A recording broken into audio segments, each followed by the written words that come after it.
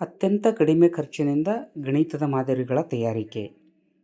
Cycle rubber tube ಅಂದರೆ ಚಿಕ್ಕ ನಳಿಕೆ ಇರುವಂತಹ ಒಂದು ರಬ್ಬರ್ ಟ್ಯೂಬ್ನಿಂದ ಹಾಗೂ ಬೆಂಕಿ ಕಡ್ಡಿಗಳಿಂದ ಗಣಿತದ ಮಾದರಿಗಳನ್ನು ತಯಾರಿಸುವುದು ಹಾಗೂ ನಮ್ಮ ಸುತ್ತಮುತ್ತ ದೊರೆಯುವ ವಸ್ತುಗಳನ್ನೇ ಆಮ್ಲಗಳನ್ನಾಗಿ ಪ್ರತ್ಯಾಮ್ಲಗಳನ್ನಾಗಿ ಸಂಗ್ರಹಿಸಿಕೊಳ್ಳುವುದು ಹಾಗೂ ಗಣಿತದ ಆಕೃತಿಗಳನ್ನು ಒರಿಗಾಮಿ ಹಾಗೂ ಕಿರಿಗಾಮಿಗಳ ಮೂಲಕ ತಯಾರಿಸಿಕೊಳ್ಳುವುದು. ಅದೇ ರೀತಿಯಾಗಿ ಅತ್ಯಂತ ಕಡಿಮೆ ವೆಚ್ಚದಲ್ಲಿ ಗಣಿತದ ಮಾದರಿಗಳನ್ನು ತಯಾರಿಸುವುದಕ್ಕೋಸ್ಕರ ಹಾಗೂ ವಿಜ್ಞಾನದ ಮಾದರಿಗಳನ್ನು ತಯಾರಿಸುವುದಕ್ಕೋಸ್ಕರ ಶ್ರೀ ಮಲ್ಲಿಕಾರ್ಜುನ್ ಸರ್ ಅವರು ಅತ್ಯಂತ ವಿನೂತನ ಪ್ರಯೋಗವನ್ನು ಮಾಡಿದ್ದಾರೆ.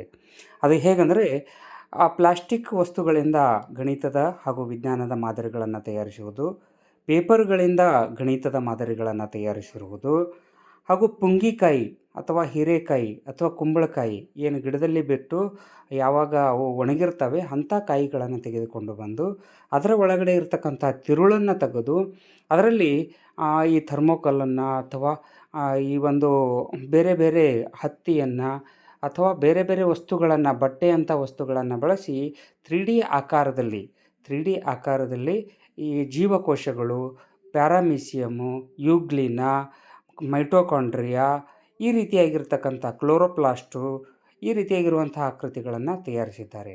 ಅದರ ಜೊತೆಗೆ ಮೂತ್ರಪಿಂಡಗಳ ವರ್ಕಿಂಗ್ ಮಾಡಲ್ಲು ಹಾಗೂ ಮೂಳೆಗಳಲ್ಲಿ ಯಾವ ರೀತಿಯಾಗಿ ರಕ್ತ ಉತ್ಪಾದನೆ ಆಗ್ತದೆ ಅನ್ನುವಂಥ ಒಂದು ಮಾದರಿಯಾಗಿರ್ಬೋದು, ಅದೇ ರೀತಿಯಾಗಿ ಕಣ್ಣಿನ ಮಾದರಿಯಾಗಿರ್ಬೋದು, ಮೆದುಳಿನ ಮಾದರಿಯಾಗಿರ್ಬೋದು, ಇವೆಲ್ಲ ವಸ್ತುಗಳು ಅತ್ಯಂತ ಕಡಿಮೆ ವೆಚ್ಚದಾಯಕವಾಗಿದ್ದು ಅತ್ಯಂತ ಕನಿಷ್ಠ ಬೆಲೆಗಳಲ್ಲಿ, ಅತ್ಯಂತ ಕನಿಷ್ಠ ಅಂದರೆ ಅದರದ ಬೆಲೆ 0ಕ್ಕೆ ಸಮಾನ ಆಗಿರುತ್ತೆ ಅಂತ ಅಂದ್ಕೊಳ್ಬೋದು.